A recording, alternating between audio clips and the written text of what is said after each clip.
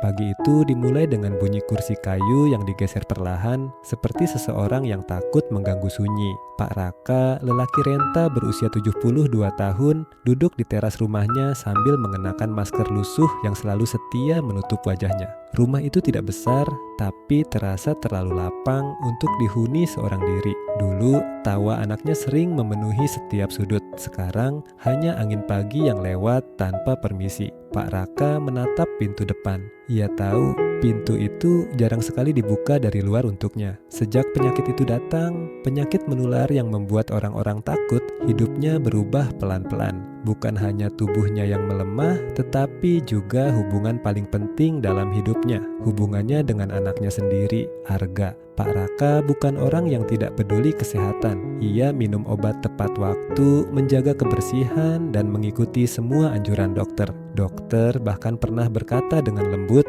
dengan pengobatan yang tepat, Bapak tidak membahayakan orang lain. Namun kalimat itu tak pernah sampai ke telinga Arga. Bagi Arga, kata menular terdengar seperti ancaman.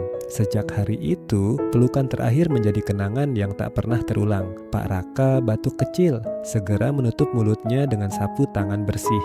Ia selalu berhati-hati, bahkan pada dirinya sendiri, bukan karena takut sakitnya bertambah parah, melainkan karena ia takut dianggap berbahaya. Di dinding ruang tamu tergantung foto lama, seorang ayah muda memeluk anak laki-laki kecil dengan senyum lebar. Pak Raka sering berdiri lama di depan foto itu, seolah bertanya pada dirinya sendiri, apakah ayah di foto itu masih pantas dipeluk hari ini? Langkah kaki terdengar dari luar pagar. Pak Raka menegakkan punggungnya. Itu langkah yang sangat ia kenal, langkah anaknya. Namun seperti biasa, langkah itu berhenti di luar. Tidak masuk, tidak mengetuk, hanya suara paket diletakkan di tanah, lalu langkah itu menjauh lagi. Pak Raka menghela napas pelan, ia tersenyum kecil, menahan perih yang tak terlihat. Hari itu, satu hal mulai tumbuh di hatinya, sebuah pertanyaan yang akan mengubah segalanya. Jika ia tak boleh dipeluk,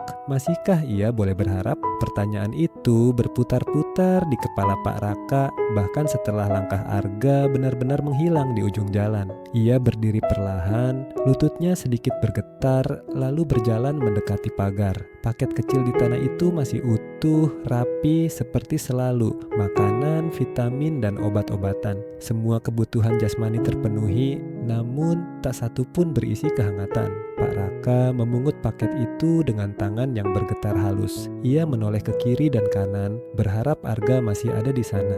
Namun jalanan kembali sepi, seolah tak pernah ada siapapun yang datang. Di dalam rumah, ia membuka paket itu pelan-pelan. Di bagian paling atas, terselip secarik kertas kecil. Makan yang teratur.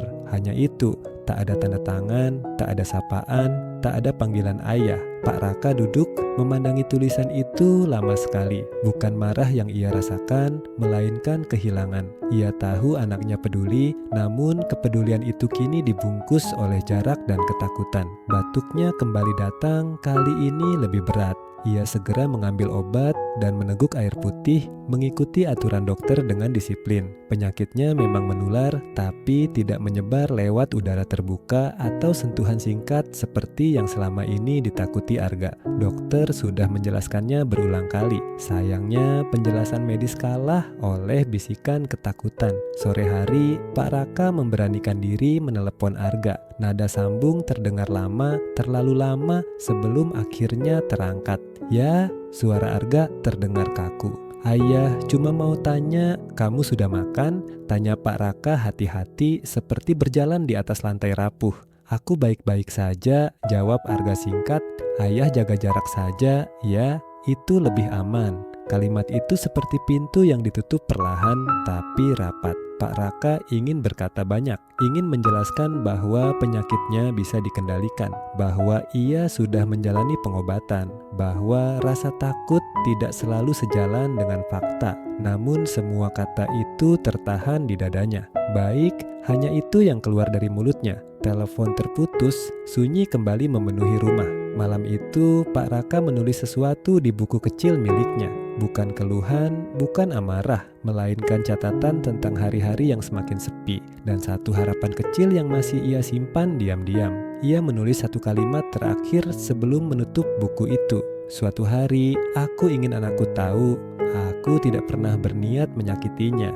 Dan tanpa ia sadari, di luar sana sebuah kejadian perlahan bergerak mendekat, kejadian yang akan membuat jarak itu semakin berbahaya bagi hidupnya sendiri. Kejadian itu datang pada malam yang sunyinya terasa lebih panjang dari biasanya. Hujan turun, rintik-rintik membuat udara dingin menyusup ke dalam rumah tua Pak Raka.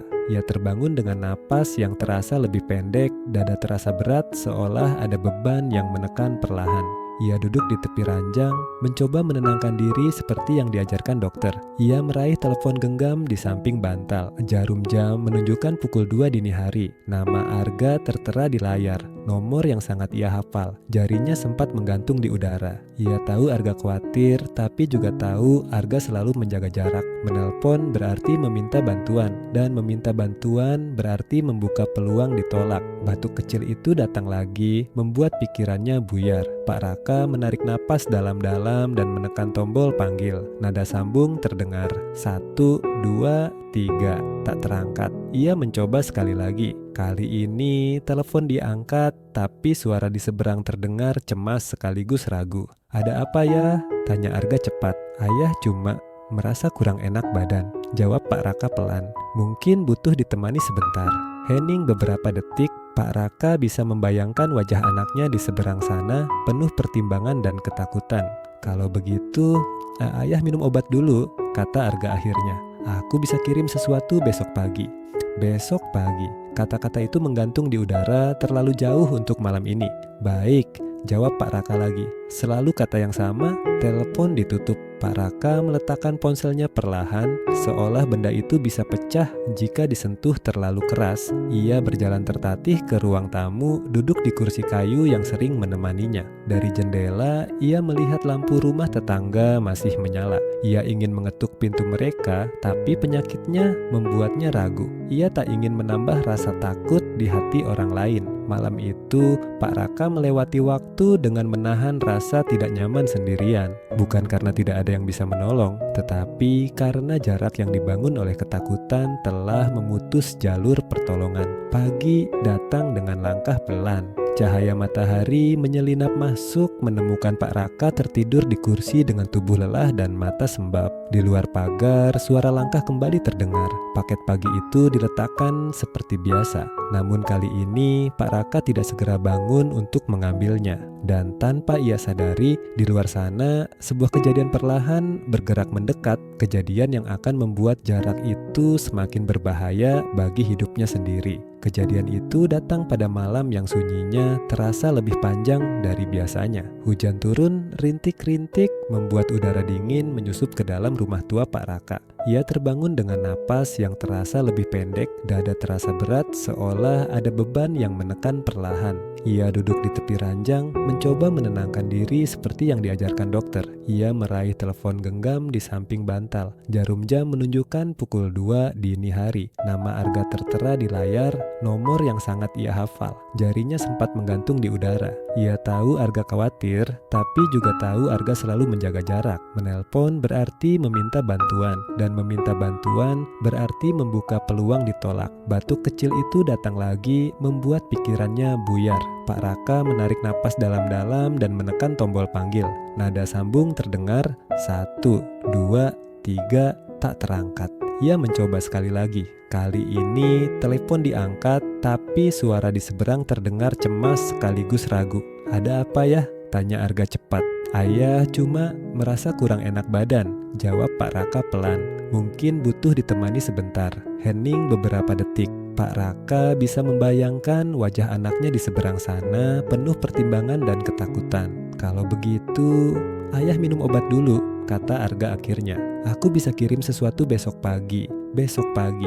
Kata-kata itu menggantung di udara terlalu jauh untuk malam ini. "Baik," jawab Pak Raka lagi, selalu kata yang sama. Telepon ditutup. Pak Raka meletakkan ponselnya perlahan, seolah benda itu bisa pecah jika disentuh terlalu keras. Ia berjalan tertatih ke ruang tamu, duduk di kursi kayu yang sering menemaninya. Dari jendela, ia melihat lampu rumah tetangga masih menyala. Ia ingin mengetuk pintu mereka, tapi penyakitnya membuatnya ragu. Ia tak ingin menambah rasa takut di hati orang lain. Malam itu, Pak Raka melewati waktu dengan menahan rasa tidak nyaman sendirian, bukan karena tidak ada yang bisa menolong, tetapi karena jarak yang dibangun oleh ketakutan telah memutus jalur pertolongan. Pagi datang dengan langkah pelan. Cahaya matahari menyelinap masuk, menemukan Pak Raka tertidur di kursi dengan tubuh lelah dan mata sembab. Di luar pagar, suara langkah kembali terdengar. Paket pagi itu diletakkan seperti biasa. Namun kali ini Pak Raka tidak segera bangun untuk mengambilnya. Dan untuk pertama kalinya, jarak itu bukan hanya menyakitkan, melainkan mulai mengancam keselamatannya sendiri. Pagi itu berlalu lebih lama dari biasanya, seolah waktu ikut ragu untuk melangkah masuk ke rumah Pak Raka. Paket di depan pagar masih tergeletak. Matahari sudah naik setinggi atap, namun pintu rumah tak kunjung terbuka. Burung-burung berkicau, tapi tak ada suara kursi yang digeser, tak ada langkah pelan yang biasa menyambut hari. Arga berdiri di luar pagar lebih lama dari biasanya. Ada perasaan tak nyaman yang tiba-tiba menekan dadanya. Ayah, panggilnya, suaranya tertahan oleh jarak dan pagar besi. Tak ada jawaban. Biasanya meski tak membuka pintu, ayahnya akan memberi tanda, entah dari balik jendela atau sekadar suara batuk kecil yang menandakan ia baik-baik saja. Kali ini rumah itu benar-benar diam. Arga menelan ludah, tangannya terangkat, ragu-ragu, lalu mengetuk pagar dengan pelan. "Ayah, aku Arga." Hening, jantung Arga berdetak lebih cepat. Ia menoleh ke sekeliling, memastikan tak ada orang lain yang melihat keraguannya. Ketakutan lama kembali menyelinap, tapi kali ini bercampur dengan sesuatu yang lebih kuat, cemas. Dengan napas tertahan, Arga membuka pagar dan melangkah masuk untuk pertama kalinya setelah sekian lama. Ia menutup mulutnya dengan masker, menjaga jarak seperti yang selalu ia yakini aman. Pintu depan tidak terkunci. "Ayah," suaranya kali ini bergetar. Di ruang tamu, ia menemukan Pak Raka duduk di kursi kayu, tubuhnya condong ke samping, wajahnya pucat dan mata terpejam. Ponsel tergeletak di lantai, tak jauh dari kakinya. "Ayah," Arga berseru, lupa pada jarak yang selama ini ia jaga. Pak Raka membuka mata perlahan. Tatapannya bertemu dengan mata Arga, tatapan lelah namun hangat. "Kamu datang," gumamnya lirih, seolah itu kejutan yang tak ia duga. Arga berlutut beberapa langkah dari ayahnya. Tangannya gemetar, ingin mendekat, tapi tertahan oleh ketakutan lama yang belum sepenuhnya hilang. "Kita ke rumah sakit," kata Arga cepat, berusaha terdengar tegas. Pak Raka menggeleng pelan. "Ayah, hanya butuh istirahat." Namun Arga tahu ini bukan sekadar lelah biasa. Jarak yang selama ini ia jaga hampir membuatnya kehilangan kesempatan untuk menolong. Beberapa saat kemudian bantuan datang. Pak Raka dibawa pergi untuk mendapatkan perawatan. Arga berdiri mematung di depan rumah yang kembali kosong. Paket pagi itu masih tergeletak di dekat pagar, belum sempat diserahkan, belum sempat diucapkan terima kasih.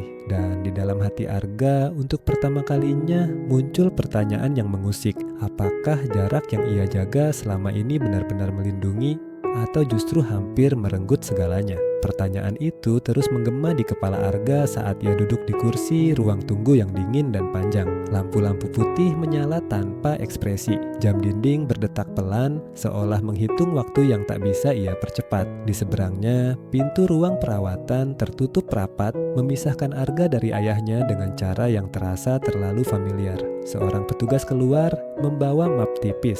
Pak Raka sudah stabil, ucapnya tenang. Namun beliau kelelahan, perlu pengawasan dan istirahat yang cukup. Arga mengangguk lega yang datang terlambat. "Apakah aman jika saya menemuinya?" tanyanya ragu. Petugas itu menatap Arga lalu tersenyum tipis. Dengan perlindungan yang tepat, aman, penyakit beliau tidak menyebar lewat sentuhan singkat. Yang penting mengikuti anjuran. Kata-kata itu sederhana, Namun bagi Arga, terdengar seperti pintu yang dibuka perlahan ke dunia yang selama ini ia jauhi. Ia teringat wajah ayahnya pagi tadi. Lelah namun masih sempat tersenyum melihatnya datang. Ingatan itu menekan dadanya. Selama ini, Arga merasa sedang melindungi diri. Kini ia mulai menyadari, mungkin yang ia lakukan justru menjauhkan satu-satunya orang yang selalu ada untuknya. Saat diizinkan masuk, Arga berdiri di ambang pintu. Pak Raka terbaring tenang, napasnya lebih teratur.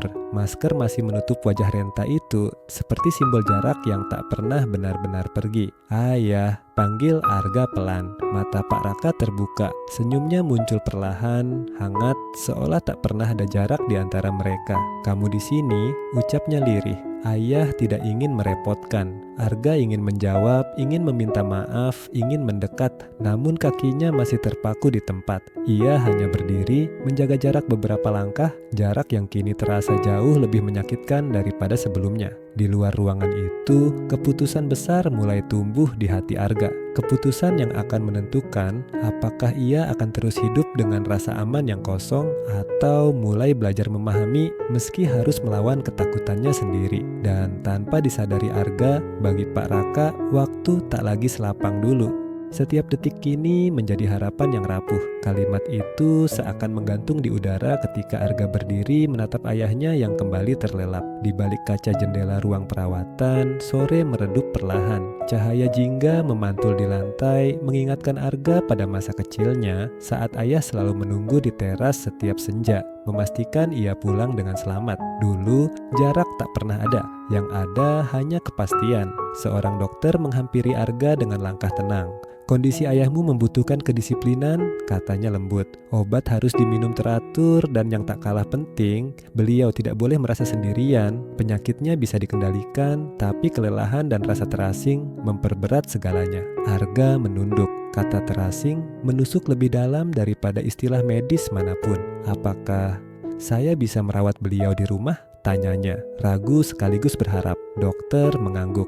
"Bisa, asal kamu mengikuti panduan yang ada." Sentuhan manusiawi, perhatian, kebersamaan itu bukan ancaman, justru seringkali menjadi penopang.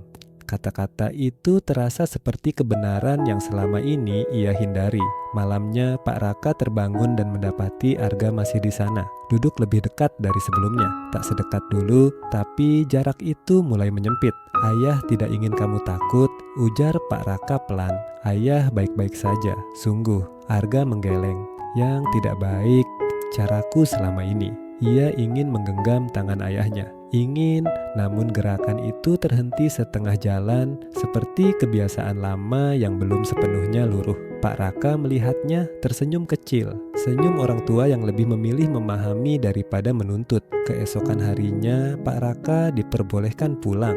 Rumah tua itu kembali bernyawa meski rapuh. Arga membantu menata obat, membersihkan ruang, dan membuka jendela agar cahaya masuk. Ia mencoba hadir, meski masih belajar caranya. Namun di balik usaha itu, ada sesuatu yang tak Arga ketahui. Pak Raka menyimpan rasa lelah yang tak ia ucapkan. Ia tak ingin menjadi beban. Ia tak ingin rasa bersalah anaknya tumbuh dari hari ke hari. Malam tiba, Pak Raka duduk di teras, menatap langit gelap dengan napas pelan. Di tangannya, buku kecil itu terbuka kembali. Ia menulis satu kalimat baru, lebih pendek dari sebelumnya. "Jika jarak ini membuatnya tenang, mungkin aku yang harus menjauh." Dan keputusan itu yang ia simpan diam-diam akan segera membawa mereka pada jalan yang semakin sulit untuk diputar kembali. Pak Raka menutup buku kecilnya perlahan, seolah menutup sebagian hatinya sendiri. Pagi berikutnya, Arga terbangun oleh suara piring di dapur. Ia mendapati ayahnya sudah bangun lebih awal, bergerak pelan namun rapi, seperti ingin memastikan segalanya tampak baik-baik saja, terlalu baik-baik saja. "Ayah harus istirahat," kata Arga, berusaha terdengar lembut. Pak Raka tersenyum. "Ayah baik, kamu sudah banyak membantu. Ayah tidak ingin merepotkan."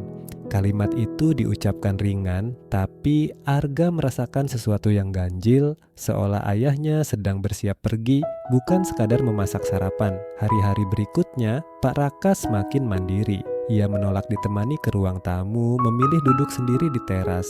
Ia menata obat-obatnya dengan rapi, menandai jam minum, memastikan tak ada yang terlewat. Ia bahkan mulai merapikan berkas-berkas lama di lemari, menyusunnya dalam map-map berlabel. Arga melihat semua itu dengan campur aduk, bangga sekaligus gelisah. Suatu sore, Arga menemukan selebaran kecil di atas meja. Informasi tentang rumah singgah khusus lansia dengan penyakit menular. Tertulis jelas, lingkungan aman, perawatan teratur, tanpa stigma. Arga membacanya berulang kali. "Ayah, ini apa?" tanyanya. Pak Raka terdiam sejenak, tatapannya jatuh ke selebaran itu, lalu kembali ke wajah Arga.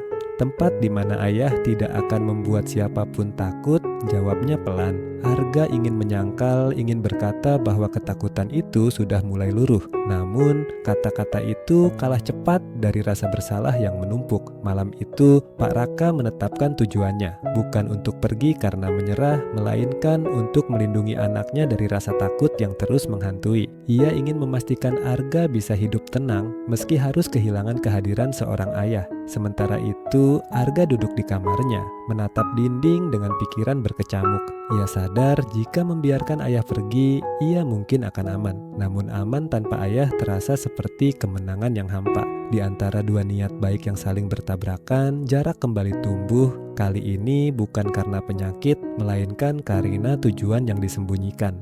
Dan tanpa mereka sadari, rintangan pertama untuk tujuan Pak Raka sudah menunggu di depan pintu. Rintangan itu datang dalam bentuk tubuh yang tak lagi sekuat niatnya. Pagi itu, Pak Raka bersiap lebih awal. Ia mengenakan kemeja rapi yang jarang dipakai, menyisir rambutnya dengan teliti, dan menyelipkan buku kecil ke dalam tas kain sederhana. Segalanya tampak seperti persiapan biasa, terlalu biasa untuk seseorang yang sedang merencanakan perpisahan. Arga memperhatikannya dari ambang pintu. "Ayah mau kemana sepagi ini?" tanyanya, mencoba terdengar santai. Pak Raka berhenti sejenak, hanya ingin mengurus sesuatu. Tidak lama, namun baru beberapa langkah menuju pagar, napas Pak Raka mulai terdengar berat. Ia berhenti, memegang tiang teras, menunduk sejenak seolah menunggu dunia kembali stabil. "Ayah," Arga mendekat refleks. "Aku temani." "Tidak perlu," jawab Pak Raka cepat, terlalu cepat. "Ayah bisa sendiri." Kata-kata itu membuat Arga terdiam. Selama ini ayah selalu mengajarkannya untuk tidak memaksakan diri, kini justru ayah yang melakukannya. Pak Raka akhirnya duduk kembali di kursi teras, wajahnya pucat, keringat halus muncul di pelipis. Ia menutup mata, menarik napas perlahan, mengikuti irama yang ia hafal dari saran dokter. Beberapa menit berlalu sebelum ia kembali membuka mata. "Maaf," ucapnya lirih, "sepertinya hari ini ayah harus menunda." Arga mengangguk, menahan rasa cemas yang semakin nyata. Ia membantu ayah masuk ke dalam, menyiapkan minum dan memastikan obat diminum tepat waktu. Semua dilakukan dengan hati-hati, bukan lagi karena takut tertular, melainkan takut kehilangan. Sore harinya, Arga menemukan tas kain itu tergeletak di sudut kamar. Tanpa sengaja, buku kecil Pak Raka terjatuh dan terbuka. Arga membaca satu halaman, hanya satu, namun cukup untuk membuat dadanya sesak. "Jika aku pergi, ia mungkin akan lebih tenang. Jika aku tinggal, ia terus dihantui." Arga menutup buku itu perlahan. Ia akhirnya mengerti, tujuan ayah bukan mencari tempat lain, melainkan menghapus dirinya dari sumber ketakutan. Malam itu, Arga duduk di samping ayahnya lebih lama dari biasanya. Tak ada percakapan panjang, hanya kehadiran yang mulai berani ia berikan. Namun di balik keheningan itu, Pak Raka tahu satu hal. Tubuhnya mungkin menahan langkahnya hari ini, tetapi waktu tidak akan selalu memberi kesempatan yang sama. Dan rintangan berikutnya yang jauh lebih berat sudah menunggu di dalam dirinya sendiri. Rintangan itu bukan sakit yang ia rasakan di tubuhnya, melainkan keyakinan lama yang sulit ia lepaskan. Malam semakin larut, Arga tertidur di kursi ruang tamu, kepalanya bersandar ke dinding, napasnya teratur. Pak Raka memandanginya lama. Wajah anaknya terlihat lebih dewasa dari terakhir kali ia perhatikan dengan sungguh-sungguh, penuh garis lelah yang dulu tak ada. Pak Raka bangkit perlahan dan melangkah ke kamarnya. Ia duduk di tepi ranjang, menatap telapak tangannya sendiri. Tangan yang dulu menggenggam tangan Arga saat menyeberang jalan. Tangan yang kini jarang berani ia ulurkan. ia teringat penjelasan dokter bahwa penyakitnya menular dengan cara tertentu, bahwa sentuhan biasa bukanlah ancaman, bahwa ketakutan sering kali tumbuh dari informasi yang terpotong. Namun pengetahuan itu tak serta-merta mengalahkan rasa bersalah. Di benaknya, Pak Raka masih melihat dirinya sebagai sumber cemas, sumber jarak, sumber beban. Pagi datang membawa keputusan yang lebih keras dari kemarin. Pak Raka menelepon nomor yang tertera di selebaran rumah singgah. Suaranya tenang, terlalu tenang untuk sebuah rencana besar. "Saya ingin mendaftar," katanya, "untuk sementara." Setelah menutup telepon, ia menulis lagi di buku kecilnya. Kali ini tulisannya sedikit gemetar. "Tujuanku sederhana, membuatnya hidup tanpa takut." Ketika Arga terbangun, ayahnya sedang duduk di meja makan, menatap secangkir teh yang sudah dingin. "Ayah akan pergi beberapa hari," ucap Pak Raka tanpa menoleh, hanya untuk memastikan semuanya baik. Arga tercekat. "Pergi kemana?" "Tempat yang aman," jawab Pak Raka singkat. Aman bagi siapa tak perlu dijelaskan. Arga ingin membantah. Ia ingin berkata bahwa ia sedang belajar, bahwa ia tidak setakut dulu. Namun kata-kata itu kalah oleh rasa bersalah yang masih ia pikul.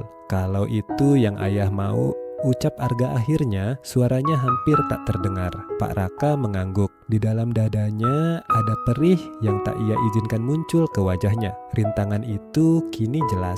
Keinginannya untuk pergi dan harapan kecil untuk tetap tinggal saling bertarung tanpa pemenang. Dan ketika tas kain itu kembali diletakkan di dekat pintu, Pak Raka tahu langkah selanjutnya akan menguji apakah tujuannya benar-benar menyelamatkan atau justru melukai dengan cara yang paling sunyi.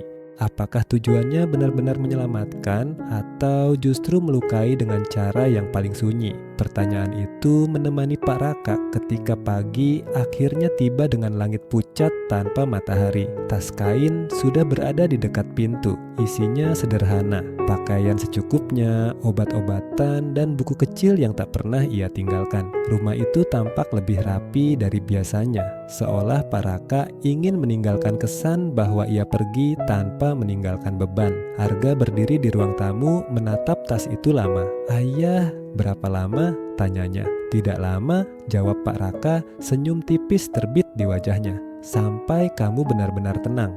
Kata tenang membuat dada Arga sesak. Ia ingin berkata bahwa ketenangan tanpa ayah terasa kosong. Namun kalimat itu tertahan. Ia takut mengubah keputusan yang tampak sudah bulat. Saat melangkah menuju pintu, Pak Raka berhenti sejenak. Ia menoleh. Matanya menyapu ruang tamu, foto-foto lama, dan akhirnya berhenti pada Arga. "Jaga dirimu," katanya. "Itu sudah cukup untuk ayah." Arga mengangguk, namun kakinya terasa berat, seolah lantai menahannya. Ia berdiri diam ketika ayah membuka pintu dan melangkah keluar. Tidak ada pelukan, tidak ada sentuhan perpisahan, hanya tatapan panjang yang menyimpan terlalu banyak hal tak terucap. Pintu tertutup perlahan. Di dalam rumah yang mendadak terasa asing, Arga berdiri sendirian. Ia merasakan sesuatu yang aneh, bukan lega, melainkan kehilangan yang datang terlalu cepat. Ia memandang kursi teras dari balik jendela, kini kosong. Di sisi lain, Pak Raka berjalan pelan menyusuri jalan kecil. Setiap langkah terasa seperti melepaskan sesuatu yang tak akan mudah kembali. Namun di balik lelah itu, ia meyakinkan diri. Ini adalah pilihan terbaik yang ia miliki. Tak ada yang tahu, baik Arga maupun Pak Raka, bahwa langkah yang dilepas hari itu akan membawa mereka pada rangkaian kejadian yang tak lagi bisa dikendalikan. Dan untuk pertama kalinya sejak lama, harapan yang mereka simpan justru berjalan menjauh satu sama lain. Perasaan itu menghantui Arga sejak pintu rumah tertutup dan langkah ayahnya tak lagi terdengar. Hari pertama tanpa Pak Raka terasa ganjil. Rumah tetap berdiri di tempatnya, perabot tak berubah, namun udara di dalamnya terasa kosong. Arga mendapati dirinya beberapa kali menoleh ke arah teras, seolah ayahnya akan duduk di sana seperti biasa. Di rumah singgah, Pak Raka menempati kamar kecil dengan jendela sempit. Tempat itu bersih, tertib, dan aman. Tepat seperti yang ia harapkan, namun keamanan itu terasa dingin. Tidak ada suara langkah Arga, tidak ada percakapan ringan, hanya jadwal obat dan waktu makan yang teratur. Malam pertama, Pak Raka terbangun dan refleks mencari ponselnya. Ia ingin memastikan Arga sudah makan, sudah beristirahat, namun ia mengurungkan niat. Ia ingat tujuannya, menjauh demi ketenangan anaknya. Sementara itu, Arga duduk di ruang tamu rumahnya sendiri, menatap ponsel yang senyap. Ia menunggu pesan, panggilan, apapun. Namun layar tetap gelap.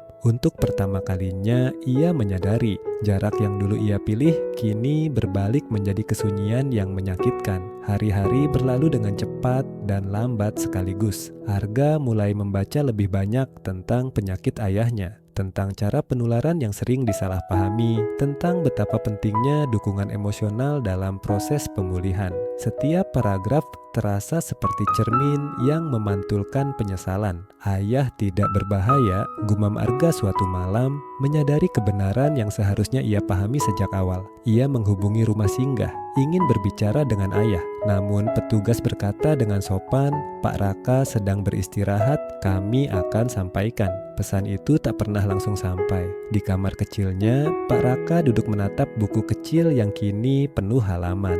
Ia menulis lebih sering tentang hari-hari yang sunyi, tentang rindu yang ia kubur dalam niat baik. Namun setiap tulisan berakhir pada kalimat yang sama, "Ini yang terbaik." Padahal jauh di lubuk hatinya, sebuah ketakutan mulai tumbuh. Bagaimana jika usaha menjauh ini justru membuatnya kehilangan kesempatan terakhir untuk benar-benar dipahami? Dan saat kedua, hati itu sama-sama diliputi penyesalan, kegagalan demi kegagalan mulai menumpuk mengantar mereka perlahan menuju titik paling sulit yang belum pernah mereka bayangkan. Titik itu mulai terasa ketika Arga akhirnya memutuskan untuk datang langsung ke rumah singgah. Ia berdiri di depan bangunan sederhana itu dengan napas tertahan. Di tangannya sebuah kantong berisi makanan kesukaan ayahnya. Hal kecil yang dulu sering ia bawakan tanpa ragu. Kini langkahnya terasa berat, seolah setiap meter menguji keberaniannya. "Ayah ada?"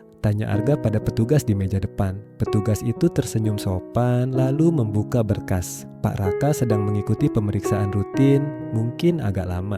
"Tidak apa-apa, saya tunggu," jawab Arga cepat. Ia duduk di kursi ruang tunggu yang menghadap taman kecil. Beberapa lansia lain terlihat berjalan perlahan ditemani perawat. Arga memperhatikan wajah-wajah mereka, wajah yang menyimpan cerita dan kesepian yang serupa. Waktu berlalu, 1 jam, 2 jam. Akhirnya petugas kembali menghampiri. "Maaf Pak, pemeriksaan Pak Raka memakan waktu lebih lama dari biasanya. Beliau terlihat sangat lelah. Kami sarankan kunjungan ditunda." Arga menelan ludah. "Saya hanya ingin menyapanya sebentar saja." Petugas itu ragu lalu menggeleng halus. "Beliau tertidur. Kami tidak ingin mengganggu." Arga mengangguk meski dadanya terasa sesak. Ia menitipkan kantong itu, berharap setidaknya ayah tahu ia datang. Di kamar kecilnya, Pak Raka terbaring dengan mata terpejam. Tubuhnya terasa berat, pikirannya kabur oleh kelelahan. Ia sempat terbangun sebentar, merasa seperti ada sesuatu yang terlewat, sebuah kehadiran yang nyaris ia sentuh, namun menghilang lagi. Malam itu, Arga pulang dengan langkah gontai. Ia duduk di rumah yang kembali sunyi, menyadari bahwa usahanya untuk mendekat selalu seperti terlambat setengah langkah. Sementara Pak Raka dalam setengah sadar meraih buku kecilnya dan menulis dengan tangan gemetar, "Aku ingin ia datang saat aku terjaga." Dua keinginan sederhana itu bertemu dan ditemani kembali gagal bertaut, dan kegagalan itu menyisakan satu kenyataan pahit. Waktu tidak lagi menunggu mereka berdamai sepenuhnya. Kenyataan itu terasa semakin nyata ketika hari-hari berikutnya berlalu tanpa kabar. Arga menelpon rumah singgah setiap pagi. Jawaban yang ia terima selalu sama. "Pak Raka sedang beristirahat, Pak Raka sedang diperiksa, Pak Raka kelelahan." Tak ada yang salah dengan kalimat-kalimat itu, namun justru di sanalah rasa cemas tumbuh tanpa bisa dicegah. Di sisi lain, Pak Raka mulai sering terdiam. Ia mengikuti jadwal dengan patuh, minum obat tepat waktu, duduk di taman kecil saat matahari sore muncul. Namun pikirannya kerap melayang ke rumah lama, ke kursi teras, ke suara langkah Arga di pagi hari. Seorang perawat pernah duduk di sampingnya. "Pak Raka rindu keluarga ya?" tanyanya lembut. Pak Raka tersenyum tipis. Saya hanya ingin memastikan anak saya tidak takut. Perawat itu mengangguk pelan. Kadang yang membuat takut justru kehilangan. Kata-kata itu tertinggal di benaknya. Malam itu, Pak Raka mencoba menghubungi Arga. Ponselnya bergetar lama di tangan, namun sambungan tak pernah terangkat. Arga sedang dalam perjalanan pulang, tak mendengar panggilan itu sama sekali. Ketika Arga melihat panggilan tak terjawab itu, hari sudah terlalu larut. Ia menelepon balik berkali-kali, tak ada jawaban. Keesokan paginya, Arga datang lagi ke rumah singgah dengan langkah tergesa. Di wajahnya tersimpan harap dan takut yang saling bertabrakan. Petugas di meja depan menatapnya dengan raut berbeda, lebih hati-hati, lebih sunyi. Pak Raka sedang dipindahkan ke ruang perawatan khusus. Ucapnya perlahan. "Bolehkah saya menemuinya?" Tanya Arga cepat. Petugas itu terdiam sejenak sebelum menjawab, "Kami akan lihat kondisinya." Arga duduk menunggu, menggenggam tas kecil berisi buku bacaan yang dulu sering ia belikan untuk ayah. Tangannya gemetar bukan karena dingin, melainkan karena penyesalan yang kini tak lagi punya tempat bersembunyi. Di ruang lain, Pak Raka terbaring dengan napas pendek namun teratur. Di dadanya, buku kecil itu terletak terbuka pada halaman terakhir yang sempat ia tulis.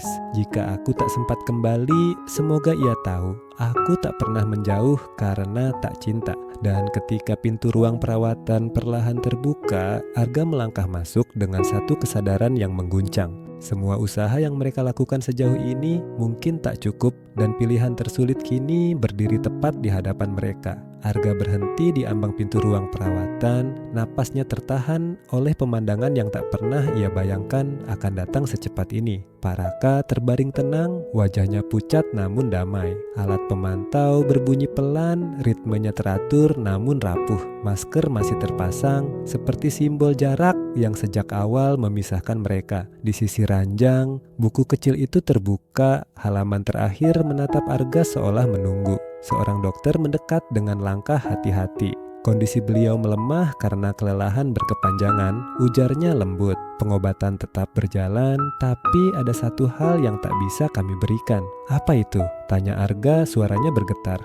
"Rasa aman yang datang dari orang terdekat," jawab dokter itu. Ketakutan seringkali membuat pasien menahan diri, dan menahan diri terlalu lama melelahkan. Arga menunduk. Semua pengetahuan yang ia kumpulkan tentang cara penularan, tentang kehati-hatian, tiba-tiba terasa terlambat jika tak diiringi keberanian untuk hadir sepenuhnya. "Apa yang bisa saya lakukan?" tanyanya lagi. Dokter menatapnya mantap. "Ada satu pilihan yang sulit. Tinggal di sini benar-benar mendampingi, bukan sekadar berkunjung. Itu berarti menerima risiko yang selama ini kamu takuti dengan perlindungan dan panduan yang tepat. Pilihan itu berdiri jelas, hadir sepenuhnya, atau kembali menjaga jarak dan membiarkan waktu berjalan tanpa dirinya." Arga melangkah mendekat. Tangannya bergetar saat ia berdiri di sisi ranjang. Ia membaca halaman terakhir buku kecil itu. Dadanya terasa sesak. "Ayah," panggilnya pelan. Mata Pak Raka terbuka perlahan. Tatapan mereka bertemu, tatapan yang menyimpan rindu, penyesalan, dan cinta yang tak pernah pudar. "Kamu tidak perlu," bisik Pak Raka, suaranya lirih. "Ayah baik-baik saja." Arga menggeleng. Ia menarik kursi, duduk lebih dekat dari sebelumnya, sangat dekat. Kali ini katanya dengan suara yang akhirnya tegas, "Aku yang memilih." Di luar ruangan, malam turun dengan sunyi. Di dalamnya sebuah keputusan telah diambil. Keputusan paling sulit, paling berani, dan mungkin paling terlambat. Dan dari keputusan itulah perjuangan terakhir mereka akan dimulai. Arga menggeser kursinya lebih dekat ke ranjang. Kali ini tanpa ragu, ia mengikuti semua arahan dengan teliti, mengenakan pelindung, menjaga kebersihan, dan memperhatikan setiap detail kecil. Namun yang paling sulit bukanlah aturan-aturan itu, melainkan melawan bayangan ketakutan lama yang masih sesekali muncul di benaknya. Pak Raka memandang Arga lama. "Kamu tidak harus memaksakan diri," ucapnya pelan. "Ayah tidak ingin kamu menyesal." Arga tersenyum tipis, senyum yang bergetar. Aku sudah terlalu lama menyesal karena tidak di sini. Malam berjalan perlahan, Arga tetap duduk membacakan potongan berita ringan, cerita kecil dari luar, hal-hal sederhana yang dulu sering mereka bagi. Sesekali Pak Raka mengangguk, sesekali matanya terpejam, namun kehadiran Arga membuat napasnya terasa lebih tenang. Di sela keheningan, Pak Raka berbisik, "Tahukah kamu, penyakit ayah tidak pernah membuat ayah takut." "Lalu apa yang membuat ayah takut?" tanya Arga lirih. "Melihat kamu menjauh," jawab Pak Raka jujur. "Bukan karena kamu tidak peduli, tapi karena kamu takut." Kata-kata itu membuat Arga terdiam lama. Ia menggenggam sandaran kursi, menahan perasaan yang menyesak. Hari berganti, Arga tetap di sana, menolak pulang meski ditawari istirahat. Setiap jam ia belajar tentang cara merawat, tentang mendengar, tentang hadir tanpa syarat. Perjuangan itu sunyi, melelahkan, namun penuh makna. Pak Raka mulai sering terbangun hanya untuk memastikan Arga masih duduk di sisinya. "Kamu belum pergi," katanya pelan, seolah tak ingin berharap terlalu tinggi. "Tidak," jawab Arga, "aku di sini."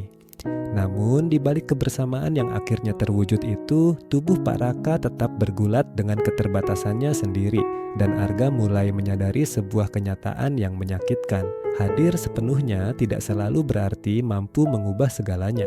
Perjuangan terakhir ini bukan tentang menyembuhkan, melainkan tentang menemani sampai batas paling akhir. Kesadaran itu datang perlahan, menetes seperti waktu yang tak bisa ditahan. Pagi menyelinap lewat jendela sempit ruang perawatan. Arga masih duduk di kursi yang sama, punggungnya pegal, matanya berat, namun setiap kali ia berniat berdiri, tatapannya kembali ke wajah ayahnya. Wajah yang kini terlihat lebih rapuh namun tenang. Pak Raka terbangun sebentar, matanya mencari-cari lalu berhenti pada Arga.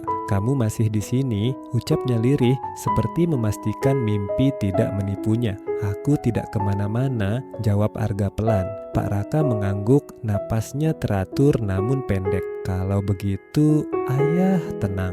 Hari itu dokter menjelaskan dengan kata-kata yang sangat hati-hati. Pengobatan tetap dilanjutkan, namun tubuh Pak Raka membutuhkan lebih banyak istirahat. Arga mendengarkan tanpa menyela meski setiap kalimat terasa seperti beban yang ditambahkan ke dadanya. Sore menjelang, Arga membacakan isi buku kecil ayahnya, beberapa halaman yang berisi catatan harian, harapan sederhana, dan kalimat-kalimat yang tak pernah diucapkan keras-keras. "Ini tulisan ayah?" tanya Arga. Suaranya bergetar. Pak Raka tersenyum tipis. "Kalau tidak ditulis, ayah takut semuanya hilang." Arga menelan ludah. "Tidak ada yang hilang, aku membacanya." Mata Pak Raka terpejam sebentar, lalu terbuka kembali. Dengan tenaga yang tersisa, ia mengangkat tangannya sedikit, gerakan kecil, hampir tak terlihat. Arga menangkap maksud itu. Ia mendekat, sangat dekat, hingga jarak yang dulu terasa menakutkan, kini tak lagi berarti apa-apa.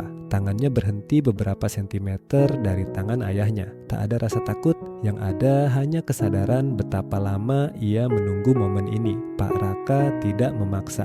Ia hanya menatap seolah berkata, "Jika kamu siap." Arga menghela napas, lalu perlahan, sangat perlahan, menyentuhkan ujung jarinya ke tangan ayahnya. Sentuhan itu singkat, lembut, dan penuh arti.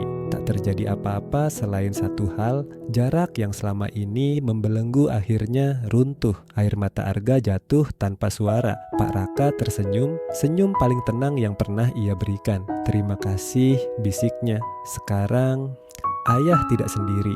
Namun di balik ketenangan itu, Arga tahu satu hal dengan jelas, waktu mereka semakin menipis dan perjuangan ini akan segera memasuki tahap yang paling menyayat hati. Arga merasakan itu di setiap detik yang berlalu terlalu cepat. Malam turun dengan sunyi yang berbeda. Bunyi alat pemantau terdengar lebih jelas dari sebelumnya, seolah mengingatkan bahwa waktu kini bergerak dengan irama sendiri.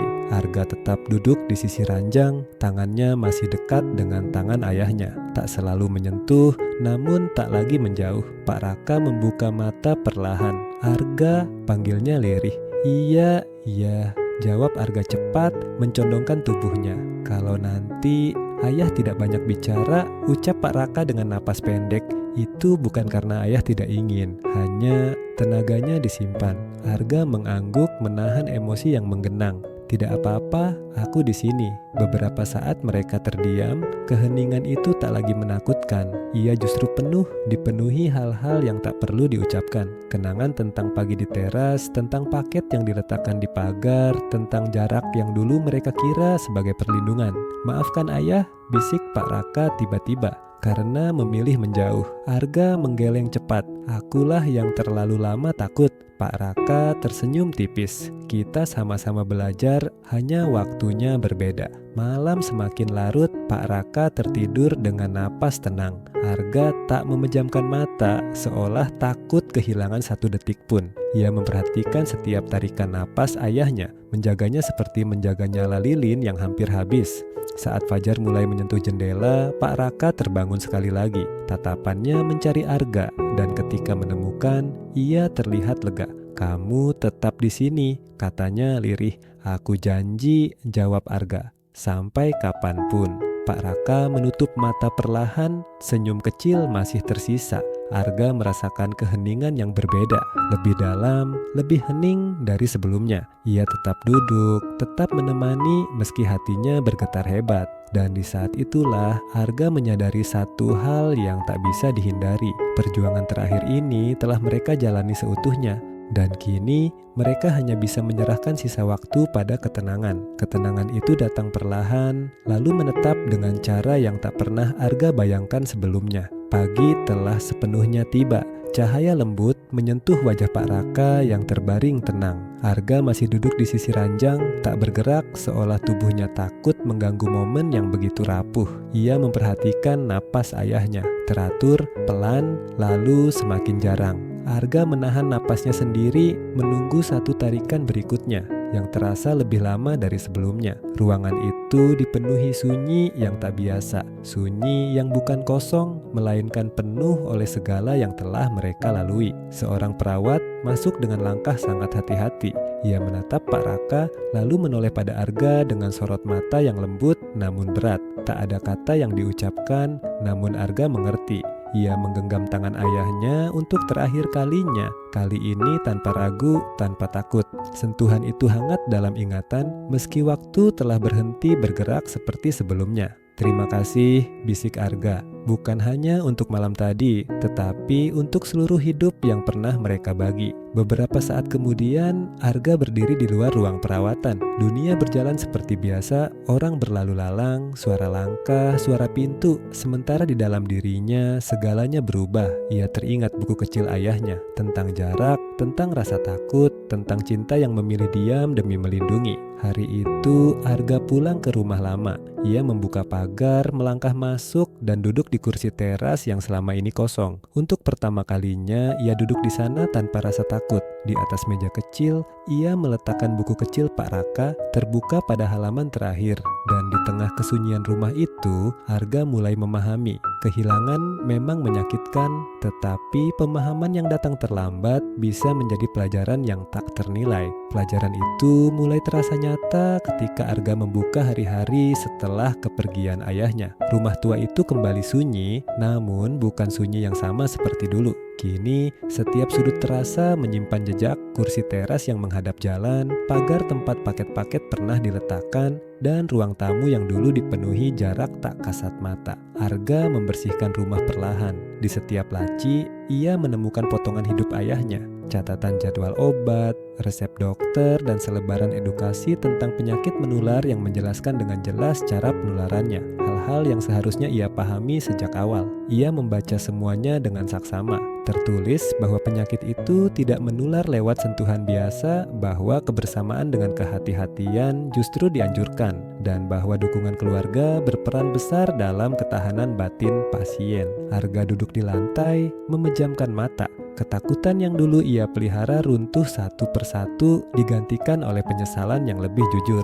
Beberapa hari kemudian, tetangga datang bertanya, "Kenapa dulu ayahmu sering sendirian?" tanya seseorang polos. Arga menarik napas dalam. "Karena kami salah paham," jawabnya tenang. "Dan karena takut yang tidak kami periksa kebenarannya." Ia mulai bercerita tentang penyakit ayahnya, tentang fakta medis yang sering disalahartikan, dan tentang betapa pentingnya tidak menjauh hanya karena mendengar kata menular. Ceritanya mengalir tanpa marah, tanpa menyalahkan, hanya keinginan agar orang lain tidak mengulangi kesalahan yang sama. Di malam hari, Arga duduk di teras membuka buku kecil ayahnya. Di halaman-halaman terakhir, ia menemukan satu kalimat yang belum pernah ia baca sebelumnya. Jika aku tak bisa mengubah rasa takutnya, semoga pengertiannya kelak menyelamatkan orang lain. Air mata Arga jatuh pelan. Ia akhirnya mengerti ayahnya tidak hanya meninggalkan kenangan, tetapi juga amanah. Dan amanah itu kini berada di tangannya, menunggu satu langkah terakhir untuk disempurnakan. Langkah itu Arga ambil pada pagi yang tenang di teras rumah yang dulu terlalu sering kosong. Ia duduk di kursi yang sama tempat ayahnya biasa menunggu hari. Angin pagi menyentuh wajahnya lembut, membawa kenangan tentang suara batu kecil yang dulu ia jauhi, tentang jarak yang ia kira perlindungan. Di pangkuannya, buku kecil Pak Raka terbuka. Arga membacanya dari awal hingga akhir, tentang ketakutan, tentang pengorbanan, tentang cinta seorang ayah yang memilih menjauh agar anaknya merasa aman. Setiap halaman terasa seperti pelukan yang tak pernah sempat terjadi. Hari itu, Arga memutuskan untuk berbagi cerita. Ia menghubungi komunitas kecil di lingkungannya, berbicara tentang penyakit menular dengan bahasa yang sederhana dan benar.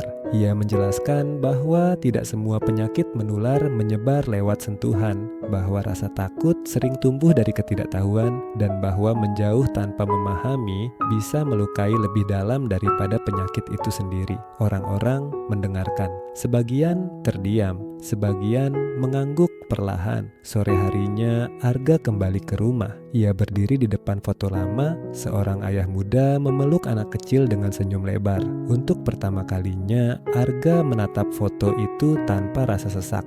"Maaf, ya," ucapnya pelan. "Aku akhirnya mengerti."